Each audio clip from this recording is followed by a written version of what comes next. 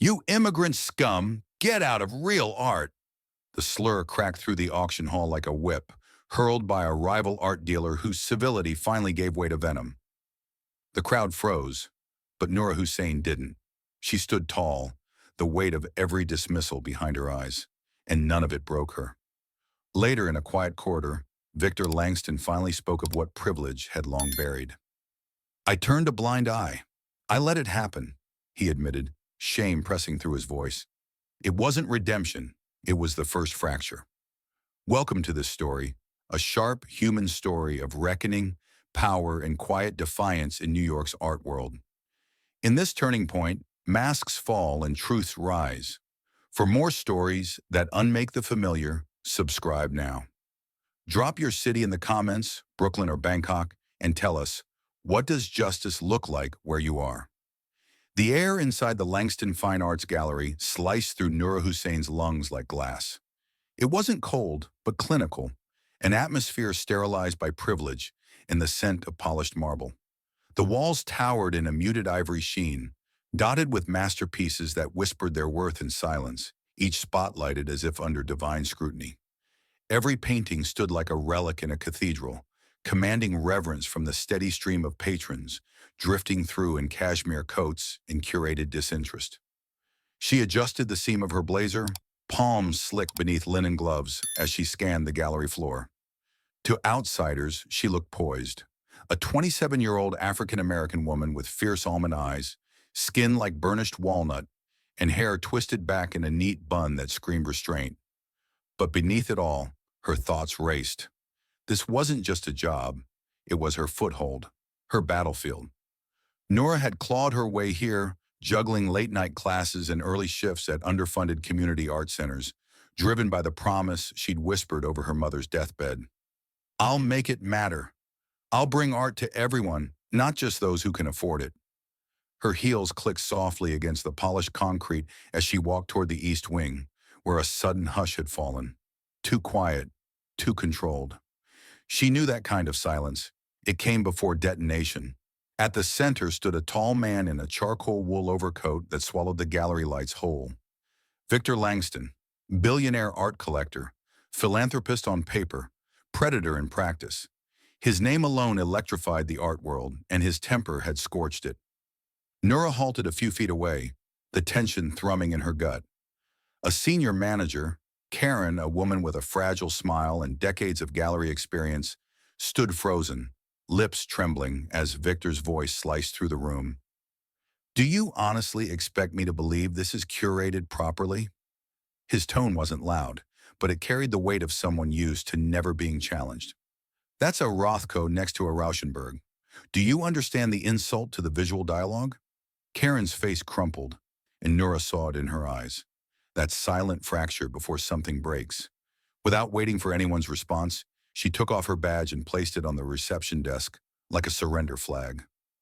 "I'm done," she whispered, then left. No one moved. Not the patrons, not the guards, not even the junior curators who had seen enough to know better. Only Victor, untouched by the wreckage he caused, turned slowly to Noura. "You there," he said, his voice smooth, precise, as if she were an interchangeable piece of staff. "Who's handling my private viewing now?" Noura held his gaze.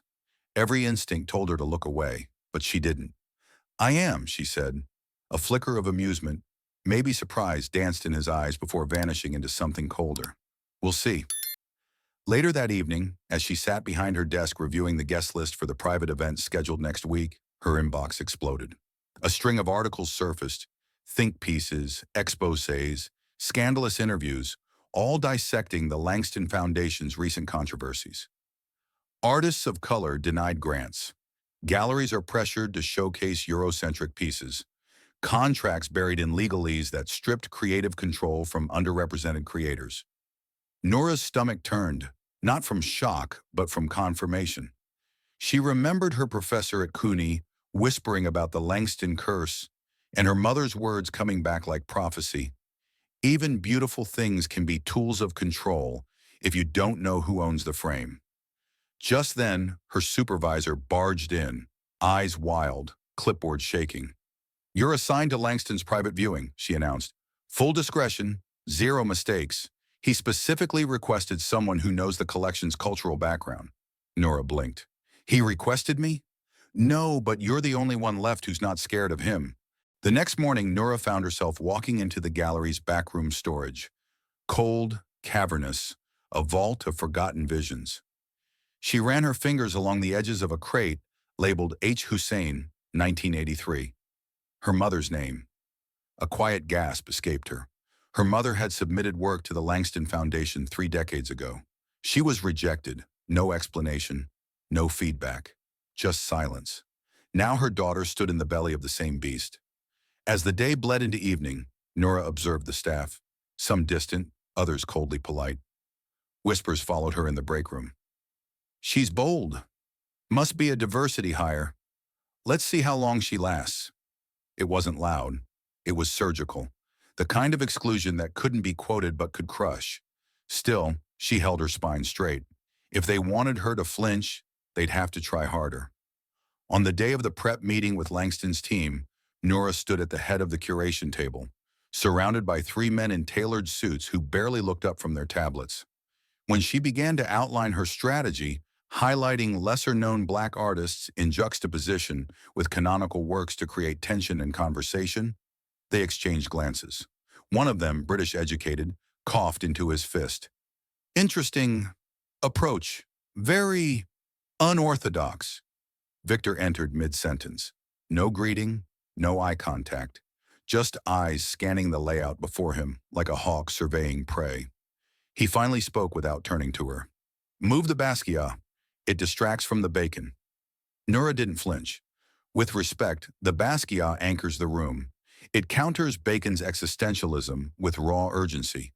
Without it, the emotional arc collapses. Victor turned then, fully. You think urgency and emotion are more important than form and control? Nora met his gaze. I think they're inseparable, if you want the truth. Silence. Cold, heavy. Then a grin. Not warm, but intrigued. We'll see. As the meeting ended, one of the assistants nudged closer. He's not used to being contradicted. Nora didn't look at her. Then this should be educational. That night she stood alone in the gallery after hours, staring up at a mural her mother once told her about. A vision of freedom painted in storm-colored strokes. She could almost hear her mother's voice. Your presence in these spaces is already resistance. Victor Langston might have owned half the art in New York, but he didn't own her.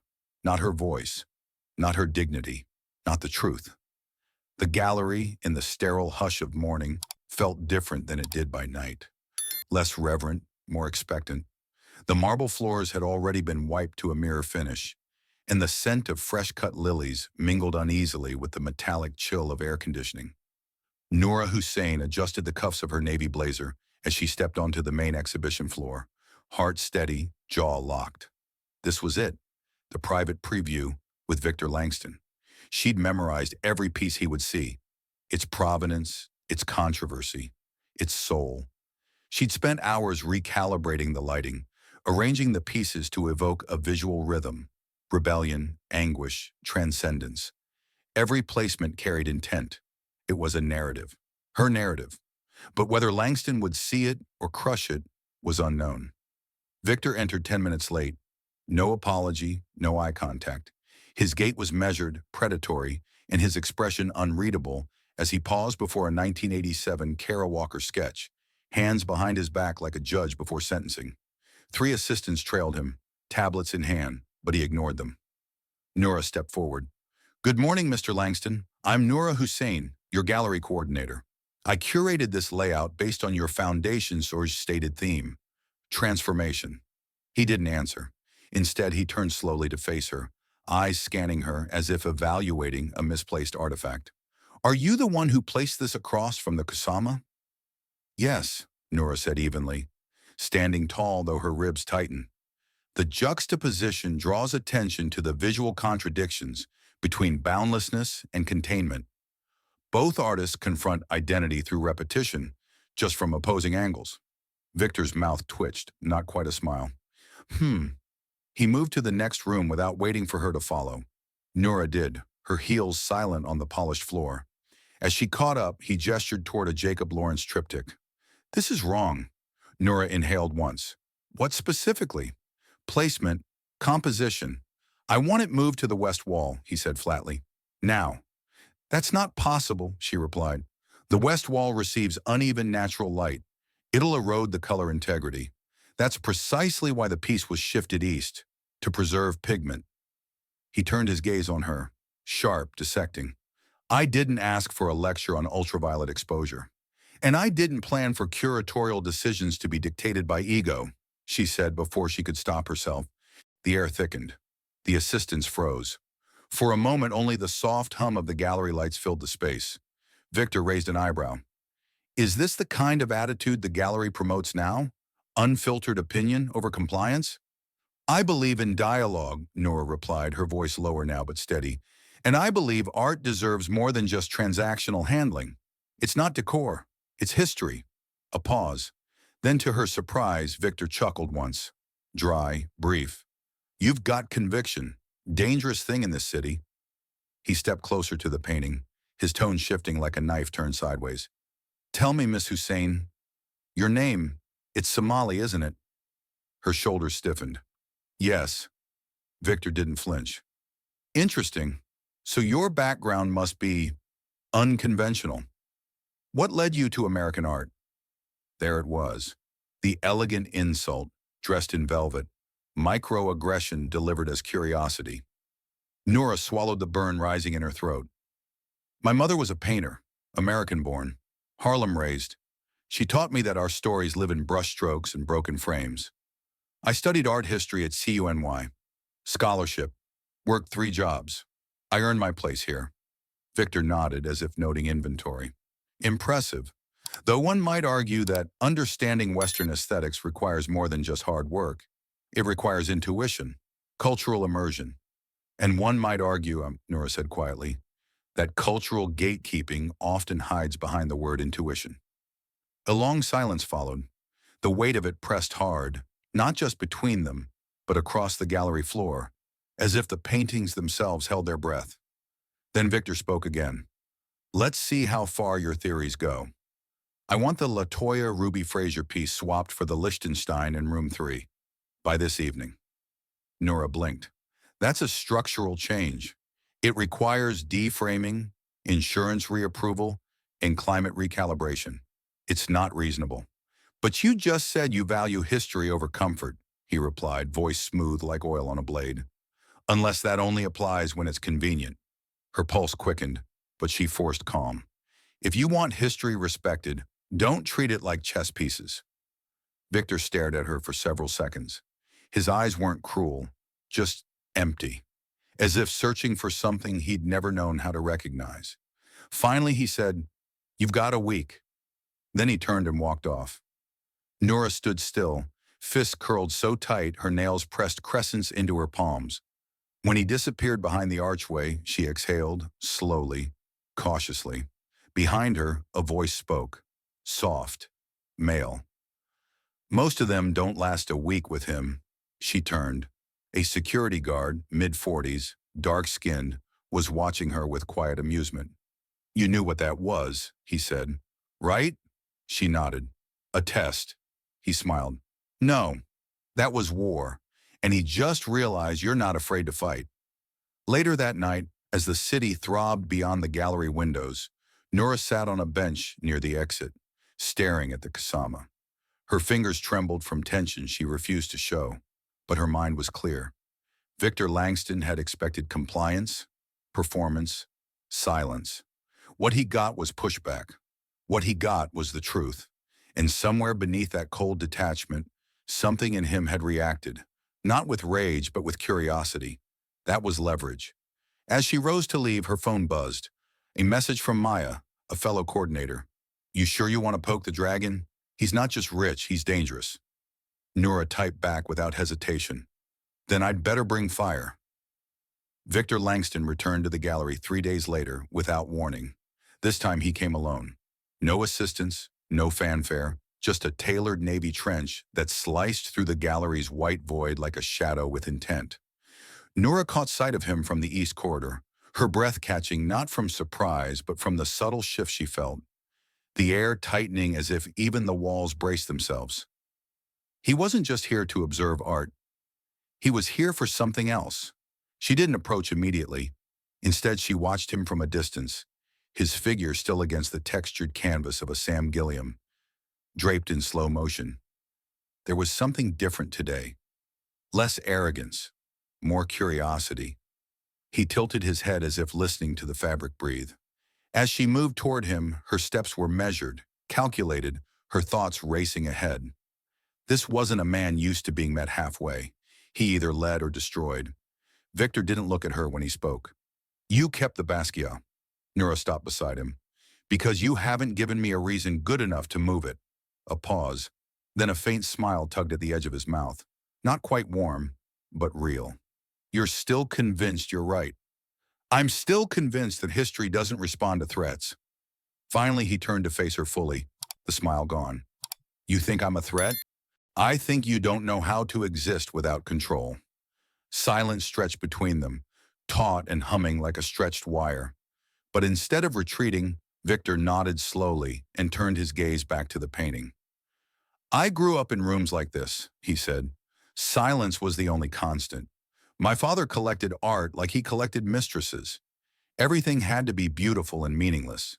I learned to hate both. Nora didn't respond immediately. His words sat in the space between them like exposed nerves. She didn't trust them, but she understood the weight behind them. That's why you're drawn to pieces that bleed, she said finally. You want something to feel. Victor glanced at her, eyes sharp. Is that what you think this is? Some therapy experiment? No, she said. I think this is the first time someone hasn't curated the silence for you. Something flickered behind his eyes, but he said nothing more. Instead, he moved through the gallery slowly, hands behind his back, as if seeing it again through a different lens. Nura followed at a respectful distance, watching his shoulders relax ever so slightly. Then came the voice, smooth, confident, poisonous. Nura Hussein, the woman of the hour. She turned instantly alert. Elias Thorne had arrived. He stood with the relaxed arrogance of a man who believed the world owed him its best angle. His gray wool coat hung open, revealing a pale blue cashmere sweater and a smugness that practically dripped from his words. His eyes sparkled with the performative warmth of someone who'd spent too long lying with ease. Victor's posture shifted subtly, not surprise but annoyance, veiled beneath civility. Elias, he said, still pretending you care about anything but margin? Always a pleasure, Victor, Elias replied before turning his attention to Nura. I've heard quite a bit about you, and I must say your reputation precedes you. Nura didn't flinch. Interesting, considering I've never met you. Ah, but your file has, he said, tone light but cutting. The board's been quite curious about the sudden rise of new voices in these halls. Victor stepped forward slightly, but Nura raised a hand, calm but firm.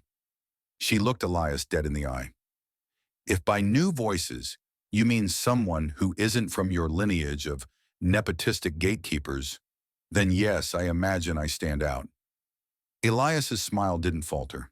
Touché, though between us the art world isn't just about knowledge. It's about instinct, cultural fluency. Some things can't be taught, you see. There it was, dagger dressed as dialogue, microaggression wrapped in civility. Victor's jaw flexed, but Nura remained still. Her voice was quiet when she spoke. No, they're taught, just not to people like me, because people like you keep rewriting the syllabus. The air cracked like glass under pressure. For a heartbeat, no one moved. Then Elias gave a small laugh. Brilliant, truly. I see why Victor's so fascinated. I'm not fascinated, Victor snapped, the sharpness startling even himself. Elias smirked. No? Then why are you defending her so quickly? Nora could feel the heat rising in Victor's stillness. She stepped between them, deliberate, unshaken. I don't need defending. Elias turned away, seemingly uninterested. Careful, Ms. Hussein. This world has a short memory for rebellions and a long one for mistakes. She tilted her head. Then I guess I'd better be memorable. Later in the archive room, Victor stood with his back to her, staring at a crate half unsealed. Dust rose in soft columns from aged wood, and the light overhead flickered faintly. "I should have told him to leave," he said. Nora stood at the door, arms crossed. "But you didn't." He turned, something unreadable in his expression. "He's dangerous, Nora, not because he's loud, but because he whispers in ears that matter." "So do I," she said. "They just haven't learned to listen yet." He stared at her. "Why do you stay? You've already won the moral argument. You could walk away and let them choke on their ignorance." "Because I don't want victory," she said. "I want change." He looked down, lips tightening. "That's harder." "I know." Then she stepped forward and pulled a file from the edge of the crate. Faded, stained, a submission record from 1983. Her mother's name scrawled in looping ink. Victor's breath caught as he glanced at it. "She submitted to the foundation?" Nora nodded. "And you rejected her? Or your board did? No feedback, no reason." He took the paper, read the name again. "I didn't know." "But you inherited the silence," she said, "and made it policy." The words hit like a stone. He didn't answer. Couldn't.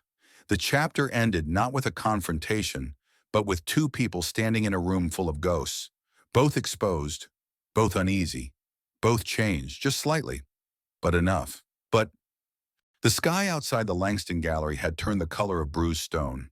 Through the massive front windows, streaks of late afternoon rain traced nervous patterns across the glass. Inside, the lighting had dimmed just slightly, enough for shadows to take shape behind canvas edges and sculpture lines.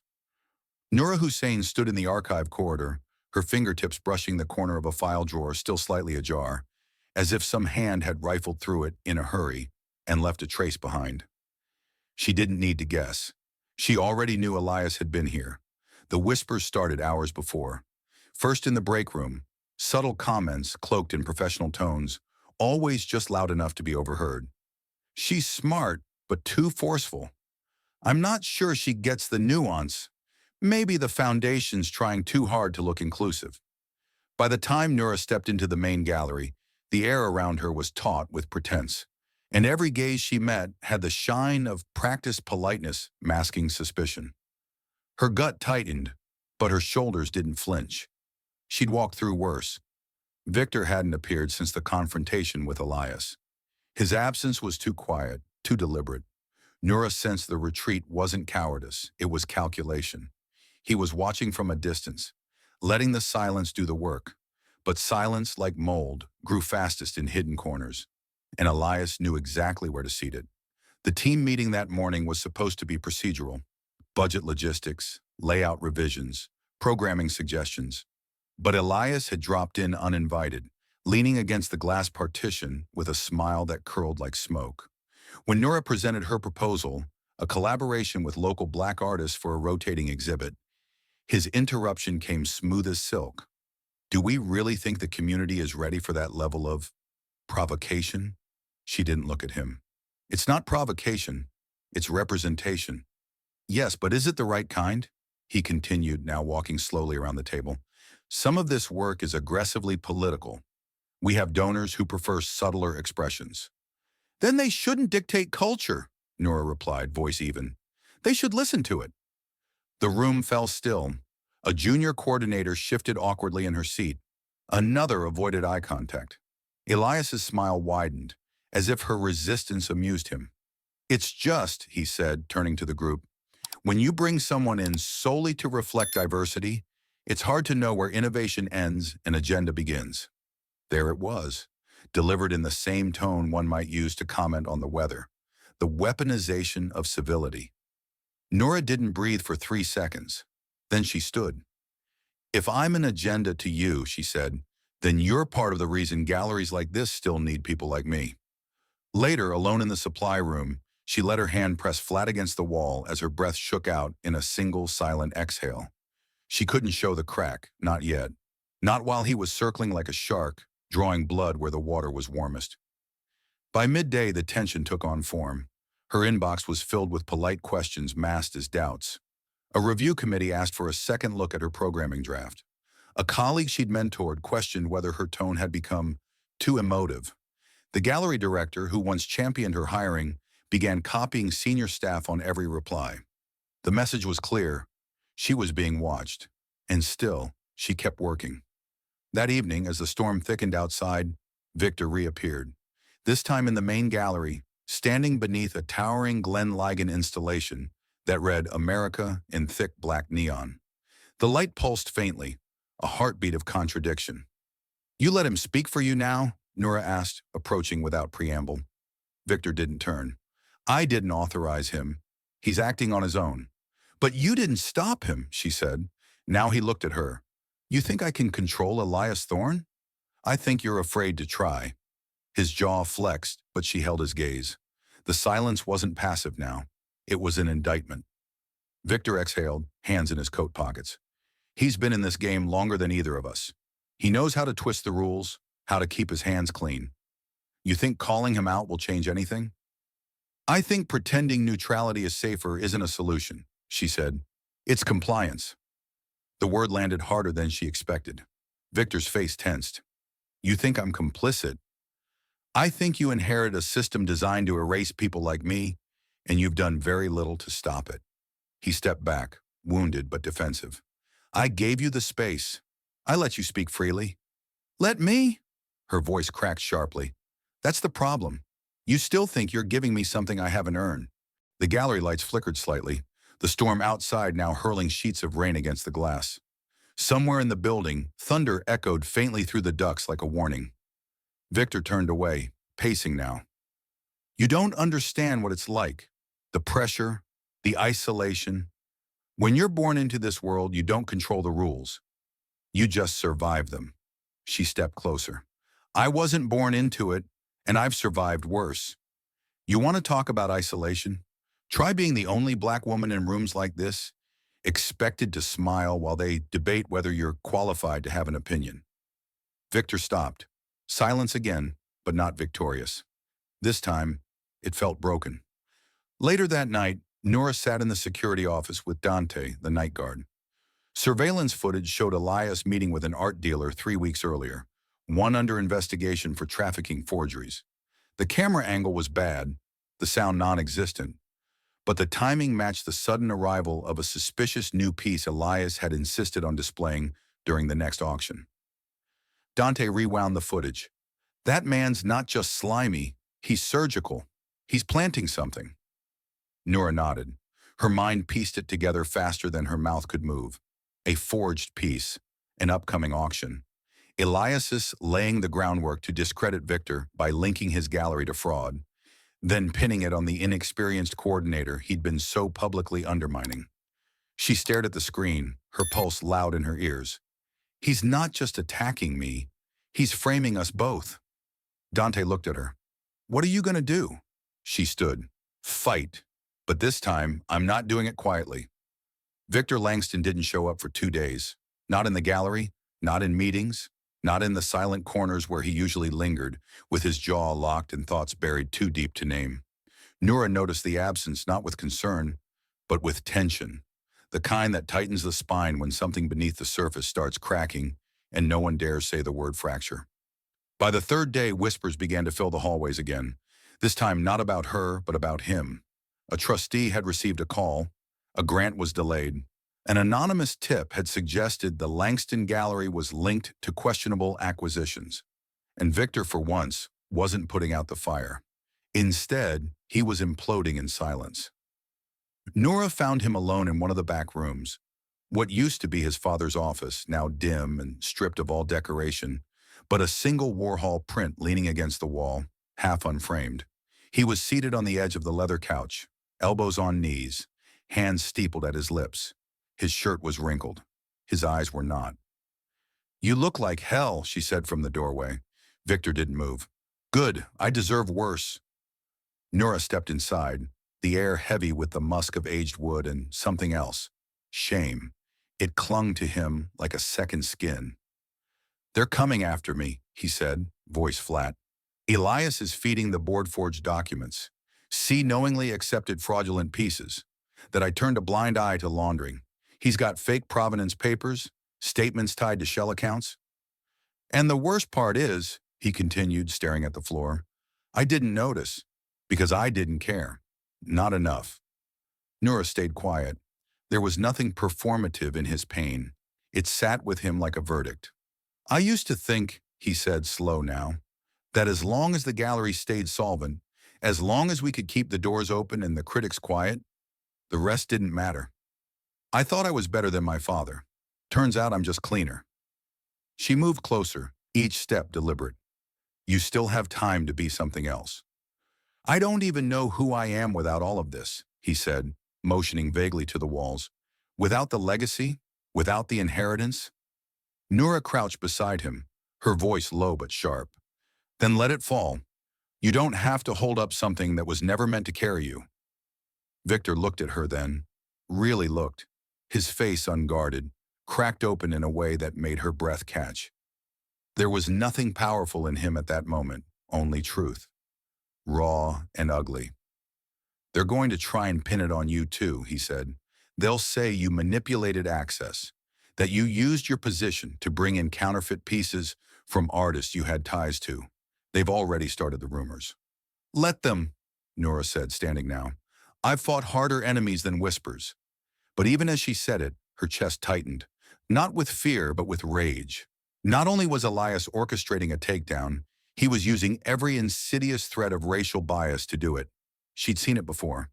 She got in too fast. She's only here because they needed someone different. She talks like she knows better. Every microaggression was a fuse, and now Elias was lighting them all at once. She left the room before her fists could tighten too hard. That evening, the gallery was closed to the public. Rain tapped against the skylights like a metronome. Nura sat alone in the main hall, beneath a hanging sculpture of twisted copper and glass, the ceiling light refracting shards of gold across her skin. She was exhausted, but not broken. Not yet. Footsteps echoed behind her. She didn't have to look. Elias. You always choose such dramatic settings for your solitude, he said casually, stepping into view, hands clasped behind his back. Do you rehearse your villain lines, or do they come naturally? Nura asked without turning. I don't see myself as a villain, he replied. I see myself as a realist. You've overreached. Victor's distracted. You're unprotected. It's only a matter of time. She rose slowly, her frame taut, every word like a blade in her mouth. You mean it's only a matter of time until the last gatekeeper loses his key? He stepped closer. You can still walk away. Let this crumble around him, not you. He's weak. You don't owe him your ruin. But I owe myself the truth, she said, and I won't let you rewrite it. His expression flickered. Just once. Then the smile returned. Too smooth. Too clean. You're playing a dangerous game, Ms. Hussein. So are you, she said, but I don't play scared. That night, unable to sleep, Nura returned to the archive vault. She dug through files, every loan record, every acquisition trail Elias had touched. What she found was a pattern, a shadow ledger, pieces redirected from unauthenticated channels, signatures that didn't match. One entry in particular stopped her heart. An abstract from 1993 listed as donated anonymously was tied to the same gallery that had rejected her mother. The piece was stolen. Elias had laundered it through Victor's foundation a decade ago, back when Victor was still being groomed by the board and hadn't questioned a thing. Victor hadn't known, but the system had. She photocopied everything. At 3 a.m., she knocked on Victor's apartment door. He opened it wearing a black t-shirt, exhaustion carved into his bones. He didn't speak. She handed him the folder. This is how he did it, she said, and this is how we prove it. Victor looked at the pages, his hands trembling just slightly. Then, for the first time in a long time, he said, "Thank you." She didn't say "you're welcome," because this wasn't kindness, it was war. The auction house that evening was a cathedral of performance. Crystal chandeliers hung like weapons above velvet chairs, and every step echoed across marble floors, polished to a surgical gleam. The crowd was cloaked in money, tailored suits, silk gowns, expressions carved in disinterest. Nura Hussein stood in the wings of the grand room, every nerve exposed under the heat of hidden tension. This wasn't just an auction. This was the execution floor. Victor stood beside her, his posture rigid beneath his dark suit, every inch of him composed but not calm. His eyes scanned the room like a soldier assessing terrain. He hadn't spoken much since she delivered the files. Hadn't needed to. The war between them had dissolved into strategy. Now they were allies. Unlikely, but necessary. Across the room, Elias Thorne worked the space like a conductor. Every handshake was orchestrated, every nod a calculated gesture of power. The forged piece, an abstract falsely attributed to a mid-century French expressionist, was set to open the auction. The bait was simple, a scandal hidden in plain sight, one last blow to the gallery's integrity before Elias walked away with everything. Nora's hands were steady, but her breath coiled in her chest like wire. She knew what this was, not just a power play, but a public ritual. If Elias succeeded here, it wouldn't matter what came after. He would own the story. The host tapped the mic. A hush rippled across the floor. The auction began. Lot number 1 appeared beneath the spotlight. The painting's deep strokes shimmered behind glass. Elegant, bold, and fraudulent. Elias stood just out of sight, sipping wine, watching. Victor moved then. He stepped forward, hand raised, stopping the auctioneer mid-spiel. A collective breath was drawn. Heads turned. Victor's voice cut through the air. Sharp, clear, unmistakable. This piece, he said, was laundered through our gallery by a fraudulent channel. It's not authentic, and it should not be sold tonight. Gasps broke the silence like glass. The auctioneer froze. The host looked panicked. Elias stepped forward from the crowd, smiling like a wolf among lambs. Victor, he said smoothly, let's not turn this evening into theater.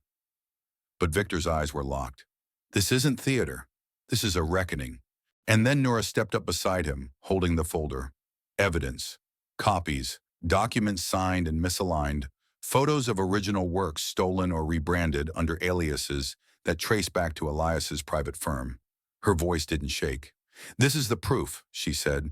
The original artist died in Dakar 6 years ago. This piece was stolen and re-signed. The provenance is a lie. Murmurs surged across the room like a storm front. A collector stood. A journalist leaned in.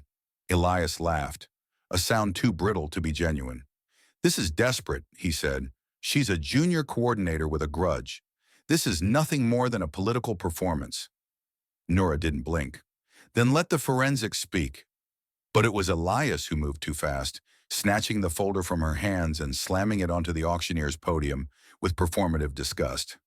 You want to destroy reputations on hearsay? From someone who was hired to be a face? He stopped. The room froze, because the words had slipped. Nora's eyes narrowed, but she didn't speak. Victor did. She was hired because she's smarter than half this room, he said, voice steel. And you just showed the world why she had to fight for every inch of ground here. Elias's mask cracked. Barely, but enough. Enough for the journalists to start scribbling. Enough for the collectors to step back. Enough for the board members watching from the mezzanine to whisper behind raised hands. Security moved in, quiet but firm. The auction was suspended. Legal advisors appeared like ghosts from the corners of the room. Elias didn't fight. He smirked, cold, proud, and let them escort him out. Like a man who still thought he'd win later in some other room with some other story. But the room didn't follow him. The power had shifted. Outside, the air was cold and sharp. Nora leaned against the stone column beside the valet stand, her body heavy, not from fear, but from release. Victor appeared beside her, his coat unbuttoned, his silence long. I should have spoken sooner, he said. You spoke when it counted, she replied. But after how much silence? His voice was low. I let him push you. I watched, and I told myself I was protecting the gallery, but I was protecting myself. Nora looked at him, not with softness, but truth. You were afraid, she said, but being afraid doesn't make you a coward. Staying there does. Victor looked away, ashamed, the neon reflection of the gallery sign painting his face in fractured color. You were never supposed to be in this position. But I was, she said, because this world was built to make sure I never got near it. So the moment I walked in, I became a threat. He didn't argue. He couldn't. I want to change the structure, he said finally. Not patch it. Do not fix the optics. I want to burn down what doesn't belong and rebuild with what does. And I don't want to do it alone. Nora's response was quiet. Then stop asking for permission and start making space. Victor nodded slowly. The words landed in him like roots, deep, necessary, irreversible. As the first snow began to fall, soft, soundless, Nora exhaled and stepped forward, the night no longer suffocating, but alive. The grand atrium of the Langston Gallery had never felt heavier. Sunlight poured in through the skylight, but it didn't warm the room. It exposed it. The air buzzed with hushed anticipation, punctuated by the occasional rustle of silk or the quiet clearing of throats. Donors, trustees, journalists, artists. Some came with curiosity, some came with doubt. Others came for blood. Noura Hussein stood at the back of the crowd, just beyond the clean lines of the glass podium. The room smelled of citrus polish and expensive intentions.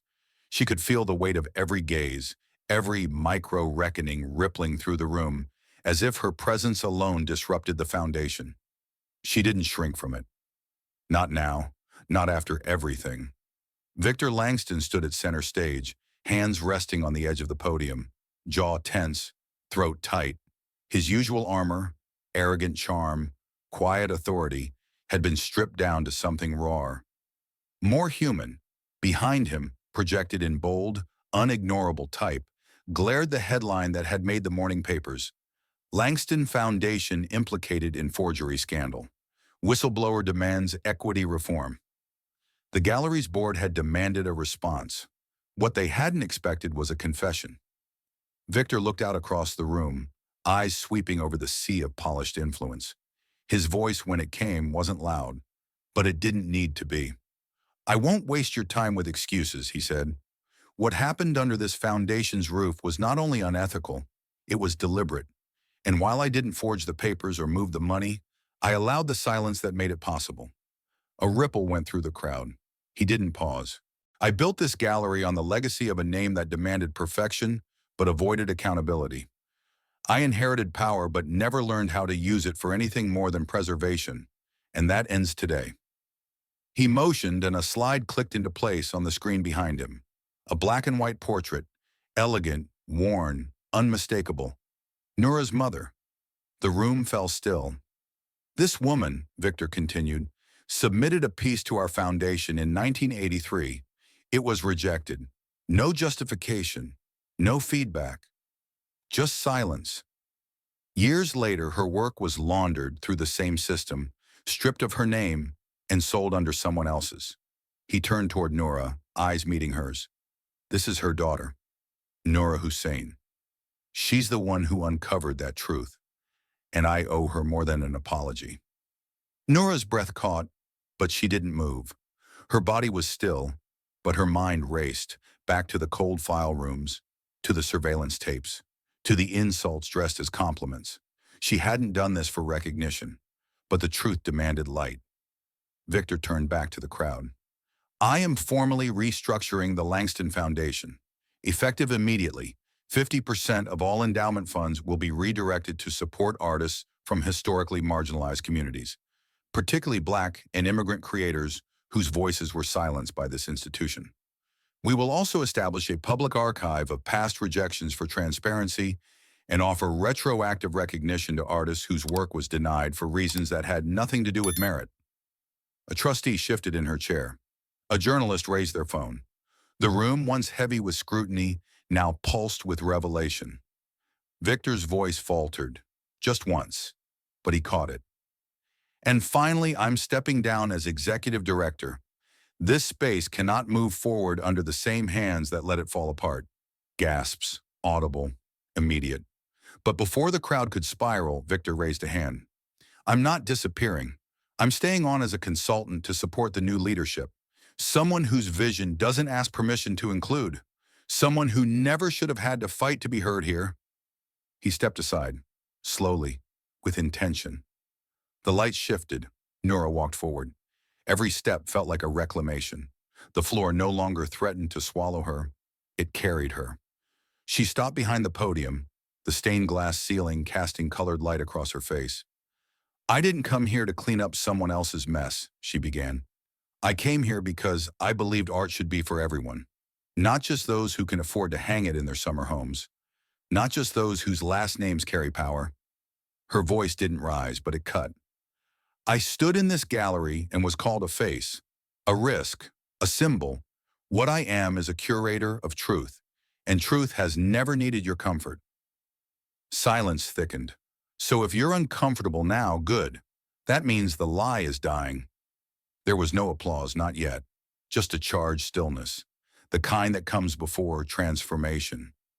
Later, as the crowd began to disperse, some moved by conviction, others rattled by exposure, Nora and Victor found themselves alone in the side corridor near the Kahindawili wall. He exhaled, slow and unsteady. "You didn't have to do that." "Yes," she said. "I did." He looked at her then, something open in his expression that hadn't been there before. "They're going to try to tear you apart." "Let them try," she said. "This time I'm not standing alone." She turned toward the mural, rich in color, defiant in pose, and felt the weight of generations rising with her. The shame didn't belong to her. It never had. Victor's voice was quieter now. "You changed everything." "No," she said. "I told the truth. The change is what comes next." And as they stood there, surrounded by the bold brushstrokes of artists who'd once been ignored, Nura saw a new kind of gallery taking shape. Not one built on legacy, but on resistance, justice, and reclamation. The Langston Gallery looked different now, not in structure, but in atmosphere. The hush was still there, but it no longer felt like silence forced by tradition. It felt like listening, the kind of stillness that comes after a storm when the dust hasn't quite settled, but light finally breaks through. Nora stood by the south window, clipboard in hand, scanning a list of names she'd fought to include. Young artists, queer voices, first-generation storytellers. Their works would be the foundation of the gallery's new exhibit, Reclaimed Visions. Outside, the city moved with its usual roar, but inside she was curating a different kind of legacy. The walls weren't just blank slates anymore. They were open space for stories once dismissed. Paintings in progress leaned against crates, some raw, some unfinished, some so charged with memory she could feel the pulse beneath the canvas. The scent of linseed oil mingled with fresh plaster and possibility. Victor entered quietly, carrying 2 coffees. He didn't interrupt her focus. He placed one on the pedestal beside her and waited, watching her move through the room like a conductor in the middle of a quiet symphony. Her presence had changed too, more grounded, sharper, but not hardened. The fire hadn't consumed her. It had clarified her. When she finally turned to him, she raised an eyebrow. "You brought the good coffee this time." "I'm learning," he said, almost smiling. "That's debatable." Victor's smile deepened, but he didn't deflect. Instead, he looked around the room, his eyes slowing at each piece. "They're fearless," he said, "and I don't just mean the work. I mean the hands that made them." "They had to be," she replied. "No one gave them space to be anything else." A pause stretched between them, but it wasn't awkward. It was alive with weight. Victor stepped closer, not enough to demand, but enough to share the air between them. "I've been thinking," he said, "about something long-term, something bigger than one exhibit or one gallery." "Go on," she said, watching him closely. "A mentorship program, not the kind that sits in brochures, something practical, ongoing. We find young artists from underrepresented backgrounds and match them with working professionals, artists, curators, collectors who listen. Who wants change?" Nora tilted her head. "That sounds dangerously close to a solution." He shrugged. "Or a beginning." Her eyes softened slightly. Not with affection, but with recognition. He wasn't just apologizing anymore. He was investing, slowly, with care. "And what do you see yourself doing in that program?" she asked. "Learning," he said. "Financing, and stepping back when I need to." Nora studied him for a beat longer. "Then you'll need someone to make sure you don't forget that last part." He nodded. "That's why I'm talking to you." Later that week, they stood together in a community center on 135th Street, far from the polished halls of Midtown. Fluorescent lights buzzed overhead. Folding chairs lined the walls. A group of teenagers sat cross-legged on the floor, paint-streaked and restless. Some didn't look up. Others stared with open challenge. Trust wasn't given here. It was earned, and slowly. Nora took the front. She didn't begin with credentials. She didn't mention the gallery or Elias or Victor's name. She told a story, her mother's hands shaping color in a rent-controlled apartment with walls too thin for secrets. How those paintings never made it past the front door. How legacy isn't just passed down, it's rescued. By the end, one of the teens raised a hand. Not for permission, to speak. How do you keep going when no one cares? Nora didn't hesitate. You care. That's enough for now. The rest comes when you make them see. Afterward, Victor helped stack chairs. He didn't speak much, but Nora noticed the way he watched the kids, the way he listened. Not like a patron, like someone witnessing something he wasn't entitled to, but was grateful for. Driving back into the city, he said, "They remind me of you." She glanced at him. "Angry and stubborn?" "Unapologetic," he said, "and brilliant." She didn't smile, but her silence softened. Over the next month, the program took form. They called it Framework, simple, honest, a scaffolding for futures no one had planned for them. Donors trickled in, some skeptical, some performative, but a few real ones. Nora ran point on every decision. Victor deferred, advised, and learned when to be loud and when to be absent. They argued often, about budgets, about partnerships, about who needed a seat at the table, but every argument ended with something stronger built between them, like steel welded through heat. One night after a meeting stretched late into exhaustion, they sat across from each other in the empty gallery office. Rain pounded the windows. Nora sipped from a chipped mug. Victor leaned back in his chair, face unreadable. "Why are you still here?" she asked. He met her eyes. "Because I finally found something that isn't about me." She held his gaze. "You're not just here to be redeemed." "No," he said. "I'm here to be useful." The air between them changed, not romantic, not platonic, something rarer, mutual recognition, mutual respect, a relationship forged in fire, now tempered by choice. When he walked her out, he paused at the door. "If I said I wanted to stay in this, whatever this is, would that be enough?" "No," she said, "but it's a start." 6 months later, the Langston Center for Community Art stood on the corner of 145th and Malcolm X Boulevard like it had always belonged there. The building wasn't glass and marble. It was brick and steel, grounded and proud. The walls were warm ochre, covered in murals that changed monthly, each one painted by a youth from the Framework program. The smell of acrylic, plaster, and burnt coffee wafted through the halls like breath in a living body. Light poured in through wide windows without judgment. Nothing here was curated to be palatable. Everything was meant to be seen. Noura Hussein stood in the main gallery, a clipboard in one hand and a worn-out Sharpie in the other. Her braid fell down her back, undone at the ends. Her shoes were covered in paint splatter. She hadn't worn heels in months. Her face was tired but alive, etched not by exhaustion but purpose. Across the room, a 10-year-old boy named Rafi was explaining his collage to a local journalist. His hands moved fast, words faster. The piece, torn magazine clippings, charcoal streaks, red thread, was titled, "Everything They Told Me I Wasn't." The room quieted to listen. The journalist asked what it meant. Rafi didn't pause. "It means I know who I am now." Noura didn't speak. She didn't have to. Her chest tightened. Her breath steadied. This was what she'd fought for.